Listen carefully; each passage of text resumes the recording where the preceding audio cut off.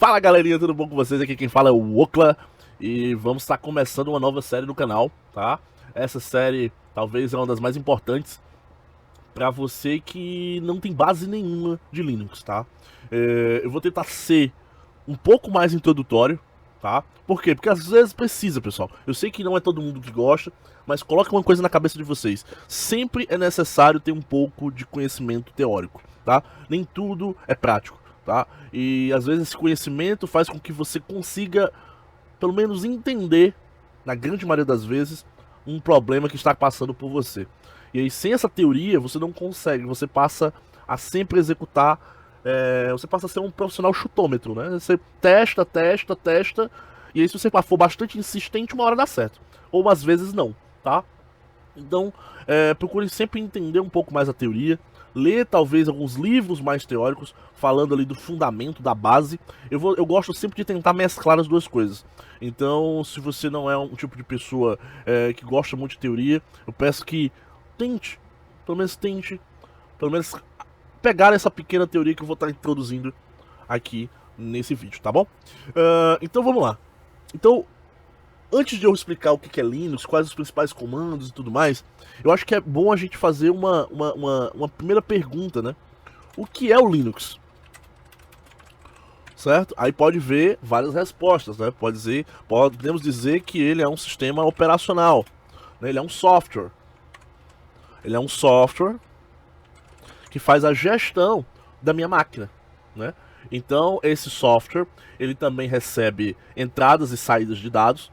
Aí eu tenho os meus periféricos, e esses periféricos geralmente são mouse e teclado, que entram, sofrem um processamento, e aí saem num dispositivo, num periférico de saída, como por exemplo, uma tela, tá? E aí, dentro do sistema operacional, que é esse software, a gente tem vários hoje, né? Podemos dizer que o Windows 10 ou /11 é um sistema operacional de uma empresa chamada Microsoft, certo? A empresa lá do nosso querido Bill Gates, tá? Eu tenho também o macOS, né? Da Apple, tá? E eu vou ter a questão das distribuições Linux, tá? Lembrando que Linux, pessoal, na verdade, é um termo erroneamente chamado pelo mercado. Porque, na verdade, deveria ser chamado de GNU Linux. Por quê? Só para você entender um pouquinho. Linux tinha um cara chamado Linus Torvalds. Eu acho que é assim que se escreve, tá? Esse cara chamado Linus Torvalds, tá? Ele tinha um problema, né? Aí vocês podem estar lendo exatamente a história dele, mas de forma bem resumida, ele tinha um problema com os softwares proprietários na época, tá?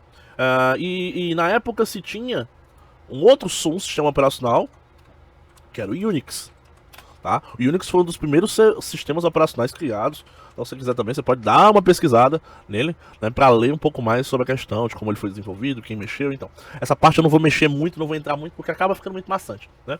Mas eu gosto sempre de você pegar aqui a introduçãozinha, né? O básico do básico, para você não perder nada. E aí esse cara tinha uma dificuldade, tinha um problema, na época só tinha o Unix, e ele pensou em, pô, por que eu não posso fazer meu próprio sistema operacional livre, sem que qualquer pessoa pudesse modificar e tudo mais, enfim. E aí ele criou um sistema chamado Linux. Só que o Linux, o sistema operacional, ele tem várias camadas, né? Ele tem ali, ó, ele tem várias camadas. A primeira camada, mais importante, a que se comunica com o hardware, de propriamente dito, é o kernel. Então ele estava desenvolvendo umas camadas, mas elas estavam muito superficiais, tá? E aí apareceu uma parceria de um grupo que estava desenvolvendo um novo kernel, né? Que era chamado exatamente de GNU. E aí os dois, uma vez juntando lá e conversando, resolveu criar o que? O GNU Linux. Pronto. Aí foi a essência do surgimento do Linux. Então, a partir daqui, desse GNU Linux, aí, pessoal, foi como o projeto era open source, tá? Aí só para ficar claro também. Open source. O que é open source? Open source, vou até pegar aqui a definição, porque eu não quero, de maneira nenhuma, ferir esse ponto, tá? Então vamos lá. O que é definido como software open source ou de código aberto?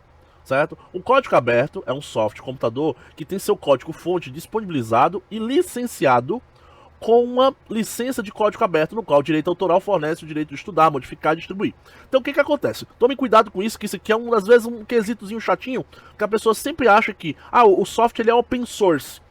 Aí eu posso pegar esse software e fazer o que quiser. Não. O software ele pode ser open source, ou seja, o código-fonte dele pode ser aberto, mas ele ainda pode ter um licenciamento para você utilizar. Então, imagina só a seguinte situação. Você pode ter um código-fonte aberto, onde que o cara colocou lá o código do programa dele aberto, mas ele diz assim, só é livre para modificar e fazer qualquer coisa, ou utilizar se você for uma pessoa física. Se for empresa, tem que pagar. Então pode acontecer situações como essa. Então, analisem sempre os tipos de licenciamento. Por isso que eu quis colocar aqui, porque eu não quis nem ter o risco de errar essa interpretação, tá? Porque às vezes é muito chatinha e às vezes as próprias pessoas já interpretam isso errado, tá? Então, tipo assim, vamos lá. Então, o GNU Linux, ele era open source e tinha um licenciamento também aberto, né? Então, o que aconteceu? Qualquer pessoa podia pegar o trabalho do GNU e do Linux, reaproveitar aquilo e montar a sua versão. Legal, muito bom. E aí começou a aparecer as distribuições Linux, que é onde eu quero chegar. Aí, pessoal, distribuição virou tipo sabor, né? Cada uma com a sua. Eu não vou entrar aqui em méritos de que qual é bom nisso, o que é bom naquilo. Tem gente que gosta de uma, tem gente que gosta de outra. E aí eu queria só mostrar essa imagem aqui, que ela acha que ela é mais interessante. E deixa eu ver se eu consigo dar um zoom aqui, só para vocês perceberem melhor o que eu tô falando. Aqui, ó, o surgimento do GNU Linux. Aí surgiu uma distribuição chamada Debian. Aí depois saiu uma distribuição chamada... Não consigo ler, pessoal. Mas aqui surgiu o Slackware, do Slackware surgiu o SUSE, que até hoje é bastante utilizado, tá? No mundo, principalmente no mundo Enterprise. Aqui surgiu uma outra vertente muito grande, que é a Red Hat, que aí a Red Hat saiu o Mandrake também, que foi bastante utilizado. Até hoje ele existe, mas assim, bem pouco. Aí surgiu, deixa eu ver outros aqui, o Fedora Core, o Mandriva, o CentOS, né, que hoje é o CentOS, acho que a última versão é a CentOS Stream. Então, tipo assim, vocês podem perceber, pessoal, que surgiu vários. E aí algumas distribuições se sobressaíram mais, né? A Debian lá na frente gerou a Ubuntu, que a Ubuntu hoje, ela praticamente, posso dizer que ela domina a parte de ambiente desktop, tá? E aí temos no mundo, aí esse Ubuntu aqui, ele também tem a parte de usuário desktop e também tem o Ubuntu Server, né, que é para ambientes de servidor. Então, às vezes, alguma distribuição, por exemplo, o ambiente da SUSE é mais para servidores, tá? Então, algumas distribuições têm suas características, né, para não ser tudo igual, né, não fazer sentido ter ser tudo igual, né? Então, algumas são mais focadas em servidores, outras são mais focadas em desenvolvimento, outras são mais focadas em ambiente desktop, outras, enfim, você vai ter, é como eu tô falando, você vai ter a possibilidade de escolher qual a sua distribuição, tá? Eu considero uma as maiores e as melhores a Red Hat, tá? Eu gosto muito da SUSE também, eu trabalhei com SUSE e também já trabalhei com Debian e a parte do Ubuntu, tá? Eu vou utilizar nos nossos exemplos Ubuntu, por ser mais conhecido e tudo mais, mas volto a dizer, não tem problema nenhum com quem utiliza um outro tipo de software. Às vezes tem muita gente que, mas eu não quero utilizar um software assim, eu quero usar um software mais raiz, que não me dá tudo muito pronto. Ok, não tem problema. Mas como é um curso introdutório, tá?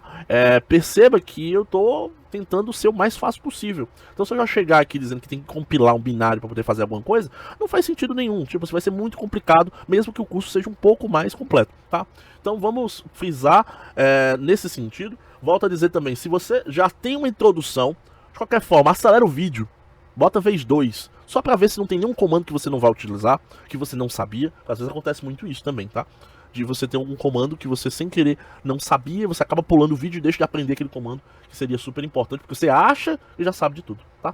Então, sempre assistam os vídeos com o copo meio cheio, tá? Nunca cheio.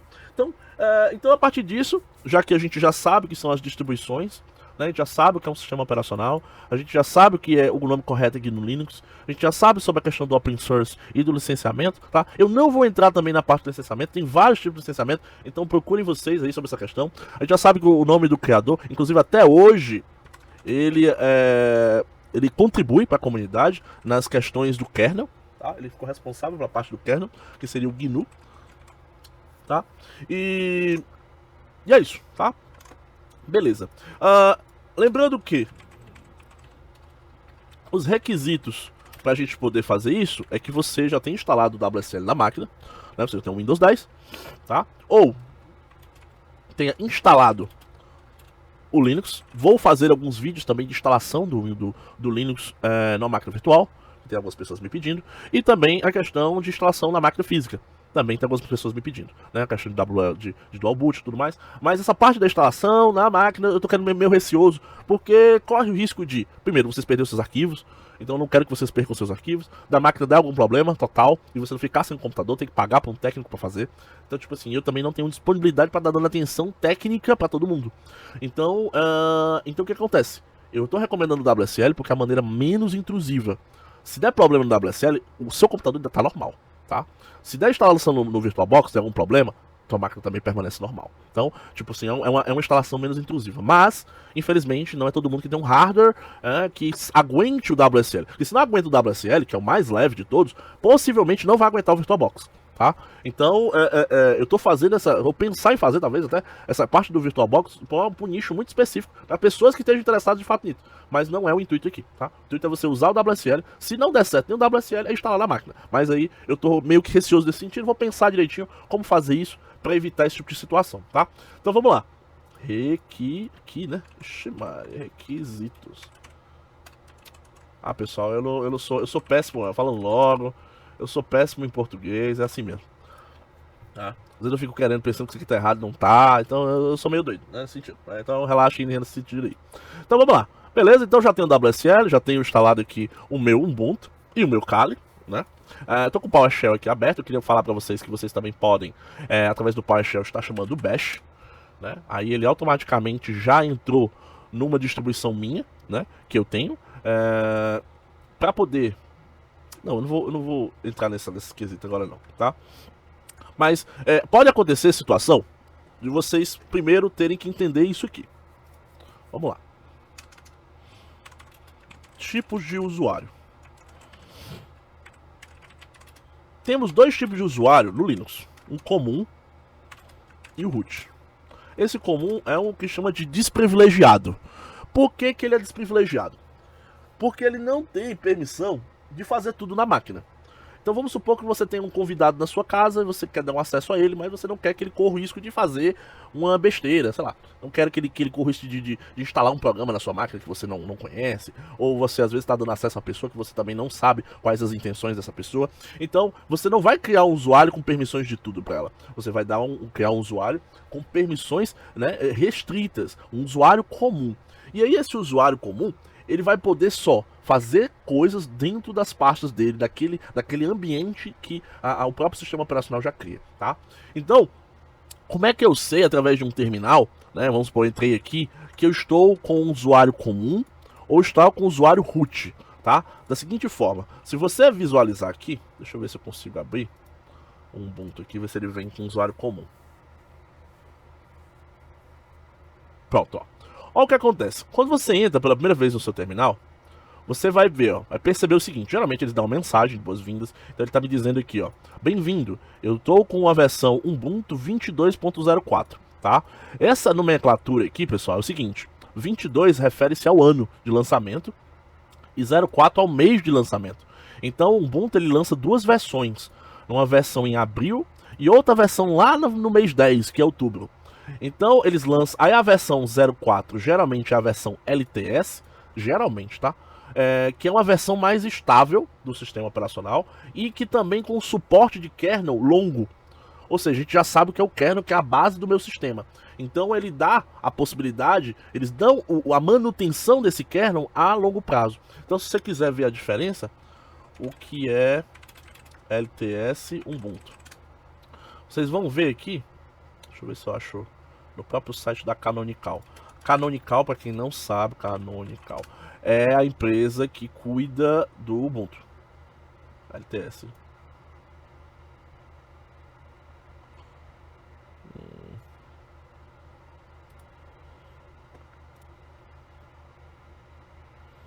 Acho que eu não vou conseguir achar aqui. Mas enfim. Talvez aqui no... Eu consiga achar uma imagem mostrando. Era o que eu queria de fato. Tá aqui. Ó.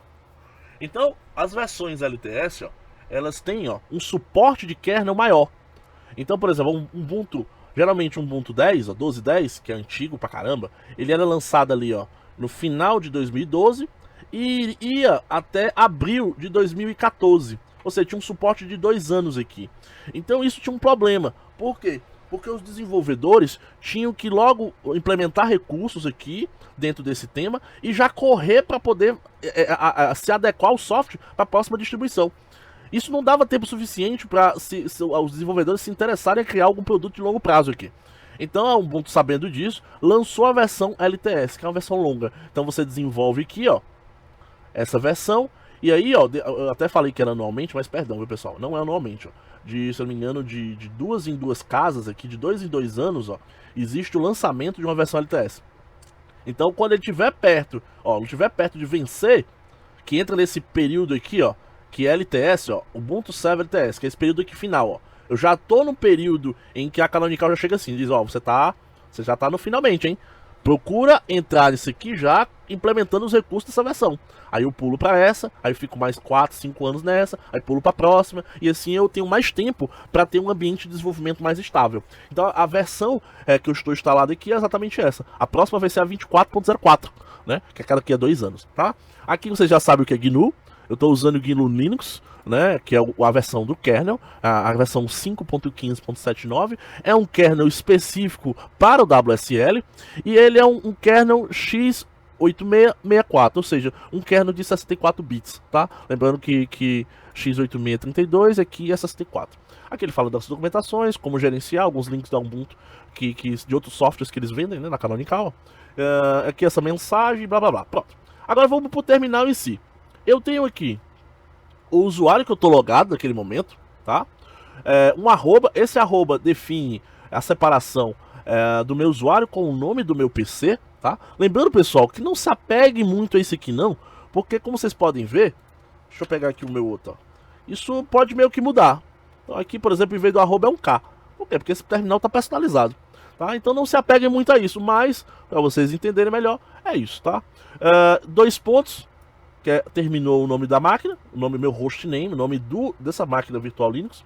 Eu tenho um cifrão. Esse cifrão, pessoal, esse tio quer dizer o seguinte: ele quer dizer que você está na pasta Home.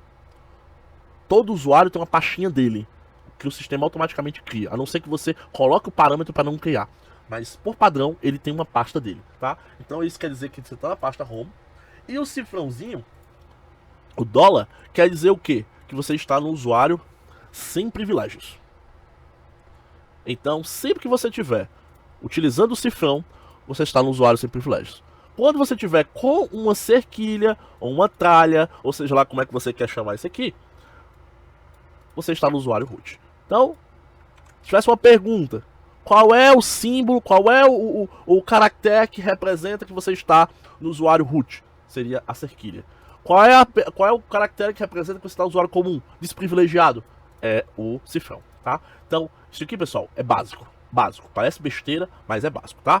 E aí, só para finalizar, se você tiver no tio, isso quer dizer que você está na pasta home do usuário que você está no momento. No caso, eu estou na home do usuário Okla, tá? Que é o usuário do sistema que eu estou utilizando, tá bom? Beleza. Agora que eu já sei um pouco sobre a questão do terminal, eu posso dar, vou dar um Ctrl L aqui para limpar, tá? Limpar a tela, então Ctrl L de limpar, é porque tá traduzido, né? Mas Ctrl L vai ser, enfim. Dá Ctrl L para limpar. E aí a primeira coisa, o primeiro comando, pessoal, sempre que eu dou é ls, tipo assim, ls, aí vem lá, comandos importantes. ls. O que faz o ls? Ele lista a pasta atual. ou também chamado, pessoal, estou usando o termo pasta, mas da documentação do Linux a gente chama de diretório, tá? Pasta para quem está no Windows, tá mais acostumado com pasta, mas a pasta é o diretório do Linux, o Linux é o diretório. Ah, por que não é a mesma coisa? Porque tem lá uns fundamentos mais para frente, eu não vou entrar agora, que diferenciam isso, tá? Mas enfim, tá? Então, ó, preste atenção, o ls, ele lista a pasta, o diretório atual, tá? Isso por padrão, se eu não passar nenhum parâmetro, tá? Então, eu vou dar o ls aqui. Dou um ls, não digito mais nada, vou dar um enter. O que ele está mostrando aqui? Ele automaticamente me mostrou 3 resultados. Isso aqui, que está em azul. Esse arquivo, cadê você tem o que é, mas esse file.com e o ocla.com. O que isso aqui tem de diferente? Vamos lá. Se eu precisar que o ls me mostre mais detalhes do que eu estou visualizando, isso aqui é uma visualização simples, eu posso passar parâmetros para o ls. Então entenda só. Um comando, tipo, partes do comando. O comando é instituído sempre do comando e do parâmetro. E esse parâmetro pode mudar. Então pode ser que o comando seja param espaço alguma coisa. Pode ser que outro comando seja ls param igual alguma coisa. Certo? Ou pode ser que ele venha na versão resumida, na versão pequena, né? Na versão, eu não sei se é versão longa ou versão curta. Isso aqui é a versão longa e ele tem a versão curta, que pode ser, por exemplo, assim, ó, -p alguma coisa, ou pode ser ls -p igual alguma coisa. Ah, como é que eu sei como é o método daquele comando? Eu preciso dar uma olhada no manual, né? Eu ainda preciso dar uma olhada no help, tá? Então, o seguinte, vai já explicar. Mas preste atenção no seguinte. Eu sempre vai vir o comando primeiro. O comando sempre vem primeiro, tá? E também que o Linux, ele é case sensitive. Então tomem cuidado que, pelo menos na grande, mas nunca cheguei a pegar um parâmetro com letra maiúscula, tá? Mas geralmente o comando, eu botei até maiúsculo aqui, mas aproveitando já, foi um erro intencional, né? Brincadeira. Mas todos os comandos sempre são minúsculos, tá? Então, ó, comando, espaçado, um espaço entre eles, sempre um comando, tem um espaço, tá? Aí vem 2 tracinhos quando ele for um parâmetro de longo, né? Ou um traço quando for curto. Já aconteceu situações também de eu ter um parâmetro longo só com um traço. Mas é porque eu acho que o desenvolvedor, ele deve ter feito alguma coisa aí, deve estar com raiva de alguma coisa e fez fora do padrão. Mas o padrão geralmente é esse, tá? 2 tracinhos para parâmetro longo, um tracinho para o parâmetro curto. E aí, logo em seguida, em alguns casos eu tenho espaço, ou seja, o que ele pede aqui, eu vou responder aqui. Aí, em algumas outras situações, eles botam igual, exatamente sem espaço, não vai ter espaço em canto nenhum, certo? Para definir que isso aqui é uma coisa só. Ou o parâmetro curto, com espaço, definindo que isso aqui tem a ver com isso aqui, tá? E pode ter situações também de que? De eu passar um parâmetro que não pede uma informação, um dado, né? Porque isso aqui é um parâmetro e isso aqui é um dado do parâmetro. Então pode ser que eu passe só ls -l, por exemplo. Eu não preciso passar mais nada. Isso aqui já é o parâmetro por si só, tá? Nesse caso aqui, eu uso o ls. Como por padrão ele não me trouxe aqui nenhuma informação de que é isso aqui, eu posso colocar o -l para ele botar em modo de lista.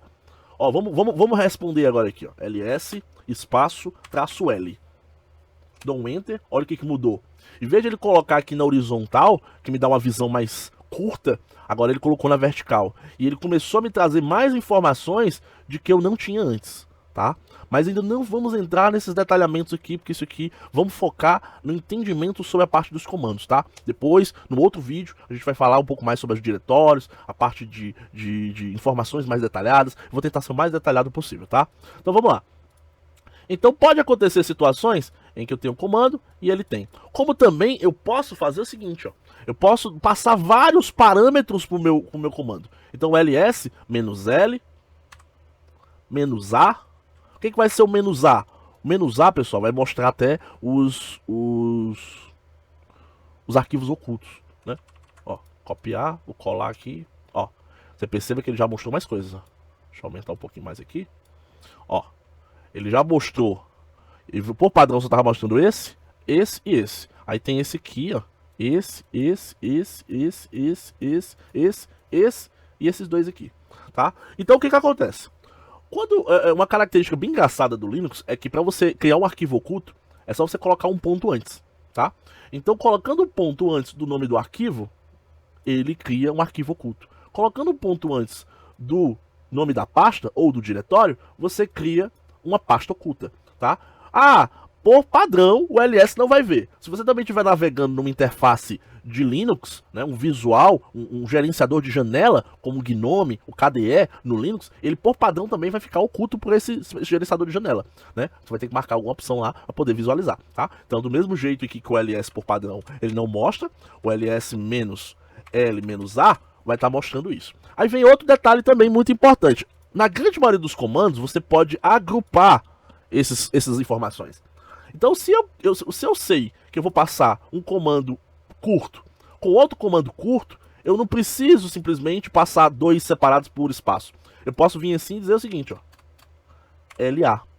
Traço LA. Eu estou passando um parâmetro, que é de listagem, e o outro para listar tudo. Então, passando assim, ó, é a mesma coisa. Certo? Então, você pode agrupar comandos curtos, tá? Sem problema nenhum, tá? Eu só não posso agrupar parâmetros longos, porque não teria como fazer isso, tá? Mas enfim. E aí, já que a gente tá falando sobre parâmetros, acho que o parâmetro mais importante que você nunca deve esquecer é o parâmetro help, né? Eu posso chamar ele ls espaço traço help, ou eu posso dar um ls traço h. Como eu falei, eu posso dizer que 90% dos comandos seguem essa hierarquia. Pode ser que você pegue um comando que não segue isso, mas é porque o desenvolvedor, como eu falei, o desenvolvedor tava sei lá, de dia virado, não sei o que aconteceu, ele quis trocar, tá? Então, ó, como supor que eu queira ver mais opções de parâmetros aqui no meu comando ls. Então eu vou dar um Ctrl L para limpar, ls-h. Vamos dar um Enter.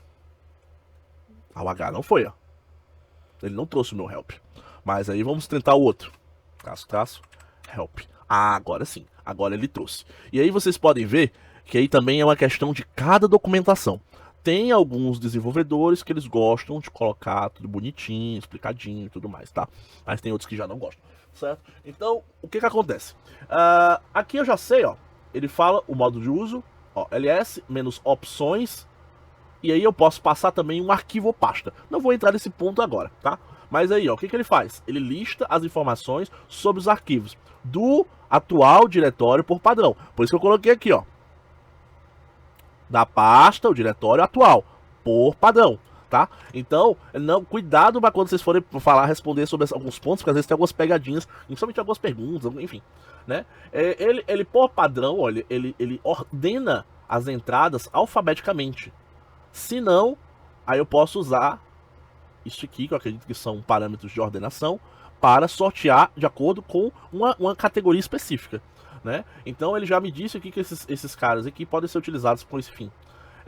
Alguns argumentos para too long, ó, alguns parâmetros são longos e algumas outras opções são curtas, né? Aí eu posso analisar aqui, ó, o menos A eu poderia usar a versão longa dele, traço all. O menos A maiúsculo, ele já é outra coisa, ó. Aí o traço autor já não tem um parâmetro curto.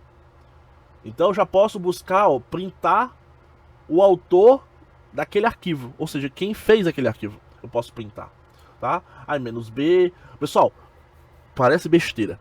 Mas com os comandos se você olhar os comandos mais básicos que eu vou estar falando agora para vocês, vocês vão resolver boa parte das demandas que vocês têm. Porque boa parte do hacking é investigação. Você chega numa situação em que ele te dá algo que está escondido, que não está bem à mostra, que aí você vai ter que investigar, por exemplo, quando aquele arquivo foi modificado, porque um cara entrou, um hacker mal intencionado entrou e modificou aquele arquivo, e às vezes o rastro é isso.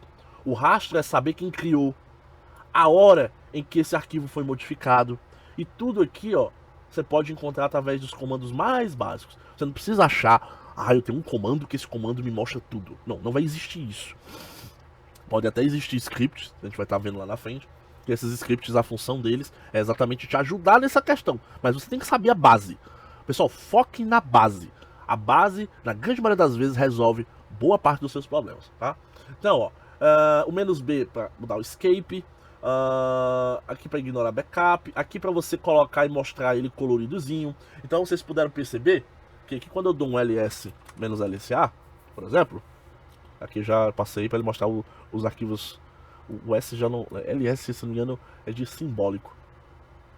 Aí, né, para mostrar o tamanho. Tá aqui, o tamanho do arquivo, tá? Se tiver, ele vai mostrar o tamanho aqui, certo? Então, ó, o "-lsa", vocês podem perceber que tem umas coresinhas, tá vendo? Então, cada cor, se não tiver sido mostrada por padrão, você pode usar o "-c" para exatamente mostrar essas cores, tá? E aí, o que ele ajuda para você visualmente entender? Geralmente esse azul mais escuro, ele é pasta, ele é um diretório. Geralmente o branco, pelo menos nessa estrutura que tá agora, vocês viram no vídeo do WSL de customização, você pode mudar tudo isso. Então, tipo assim, não se apeguem à cor. O Okla disse que o azul é pasta sempre. Não, vocês podem mudar isso, tá? Eu posso botar aqui seja vermelho, tanto faz. Nessa conjuntura desse visual desse terminal, é isso, tá? O branco é arquivo e o azul oceano, né? O azulzinho mais claro, ele é para link simbólico, tá? Então, vocês vão ter sempre essas diferençazinhas. Isso aqui é apontando o link simbólico. Enfim. O que mais aqui? Modo de classificação. Deixa eu ver mais alguma coisa que esteja... eu posso passar o "-h para ver se eu tenho arquivos que são readable human. Ou seja, se eles são arquivos legíveis. Deixa eu ver aqui. Com "-print", os tamanhos, etc.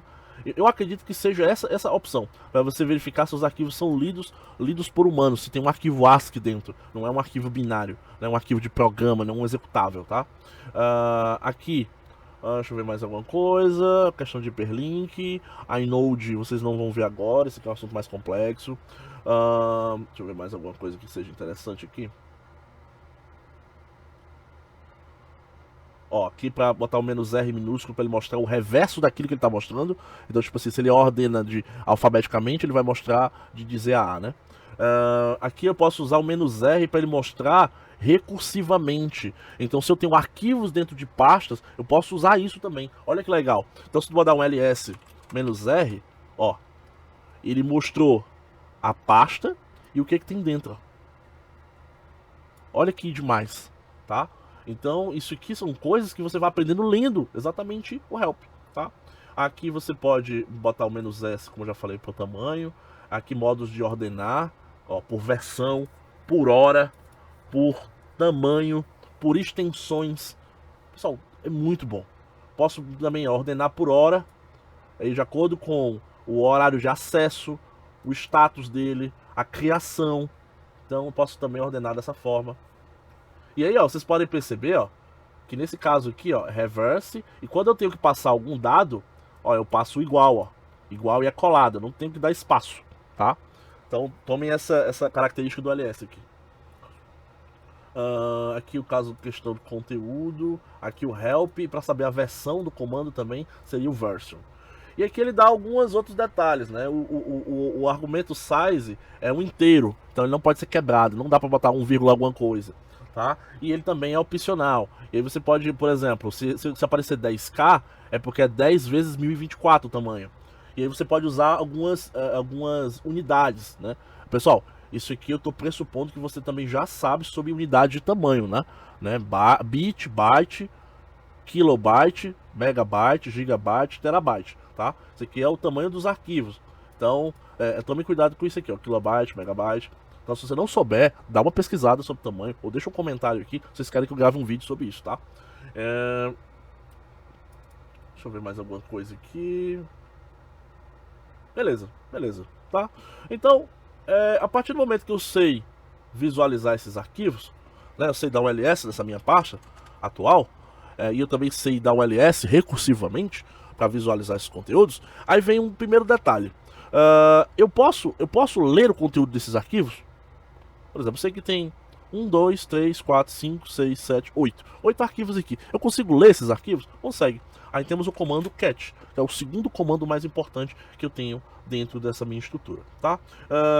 Eu vou pegar aqui, por exemplo, o bashrc. O bashrc, pessoal, esse arquivo aqui, ele é automaticamente lido toda vez que você entra com seu usuário que está naquele momento. Então todo perfil de usuário, toda pasta home, que eu falei aqui, ele tem o seu bashrc, claro, se a concha padrão for bash, né, que é o que acontece na grande maioria das vezes, tá, mas pode ter exceções, como eu falei, nem tudo é o pé da regra que eu tô falando, tá.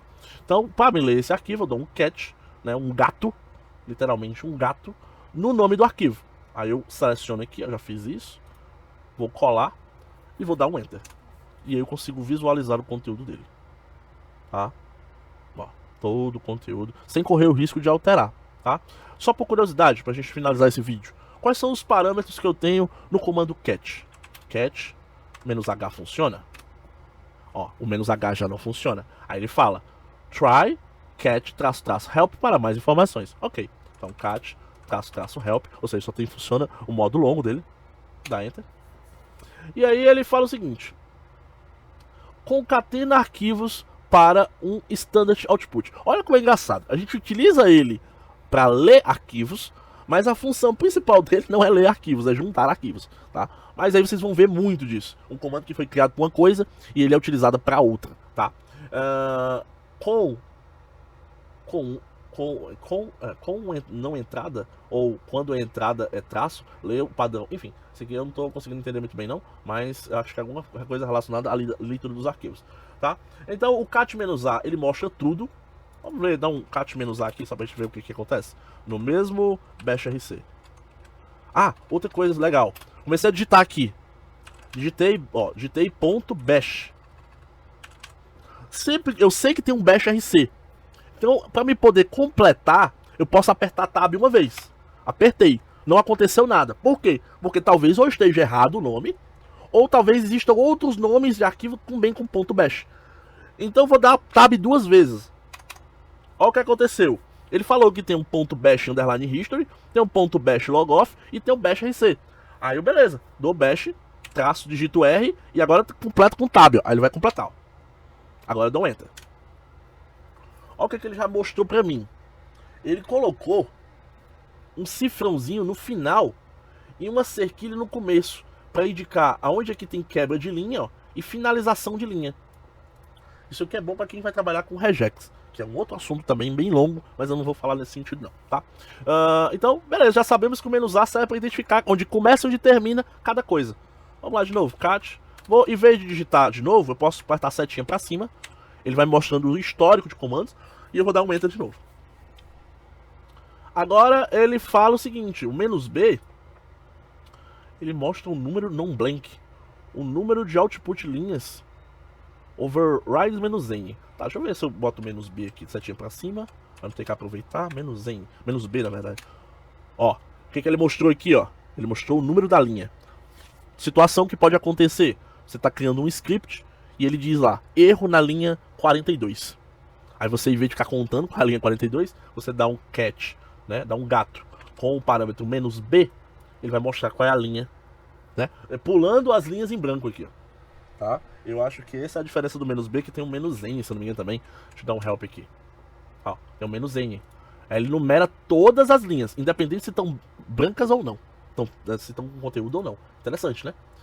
O "-e" equivalente ao "-v com E, ou seja, a junção desses dois aqui, ele usou um só. E o que é o "-v"? O "-v" é para mostrar o conteúdo que não é printado, não printing. Seria isso? E o "-e" é para mostrar o fim. Vamos lá de novo. Não vi diferença. Enfim. São alguns comandos, pessoal, que talvez até você não veja tanta função, mas é bom sempre a gente estar estudando e dando uma olhada sobre essas questões, tá? Show tabs para mostrar as quebras, o number a gente já falou, suprimir repetidas linhas em branco. Ó, isso aqui serve às vezes para, vamos imaginar o seguinte, tu tem um documento que o cara colocou muita linha em branco, aí você quer criar um outro documento sem essas linhas. Aí você consegue dar um catch nesse arquivo e direcionar, usar os direcionadores para se criar os direcionadores de saída e entrada que a gente tem. A gente vai estar vendo aqui, que é o que ele também vê aqui, ó. Reading, standard input, seria a entrada dele, né, de dados. Então você consegue manipular para criar outros arquivos com esses dados a menos, tá?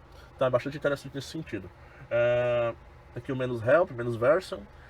Aí aqui ele fala exemplos de como usar o cat f menos g. Ele mostra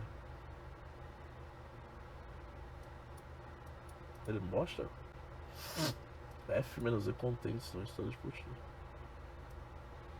Isso aqui talvez seja o padrão de concatenação, ó. Acho que eu sei o que é. Vou passar o bash rc e vou também passar o bash logoff. Aí ele vai jogar numa tela só as duas informações. É por isso que ele é um comando de concatenação, ó. Ele mostrou um, depois mostrou o outro, ó. Entendeu? Legal. Tudo num arquivo só. Então você consegue juntar arquivos também com o cat, tá?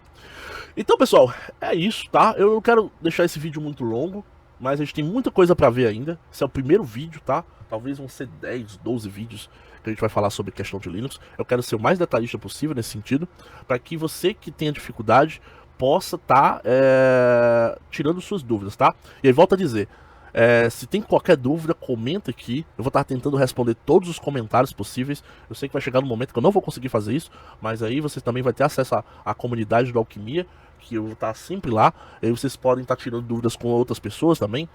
Então entre lá, pessoal. Se você tem interesse em estar aprendendo, se você é um cara de hacking que está também querendo se aperfeiçoar, entra lá na nossa comunidade. Vai ter sempre alguém disposto a estar ajudando lá. E aqui no Brasil, né, no PTBR, né? Inclusive essa semana a gente montou uma comunidade lá de inglês. A gente está estudando inglês também, que é importante a gente saber inglês nesse sentido, até para ficar lendo esses documentos. Não tem pra onde correr, pessoal. Você vai ter que aprender inglês se você quiser se aprofundar mais ainda na parte de Linux, tá? Então é isso. Espero que vocês tenham gostado e até mais, hein?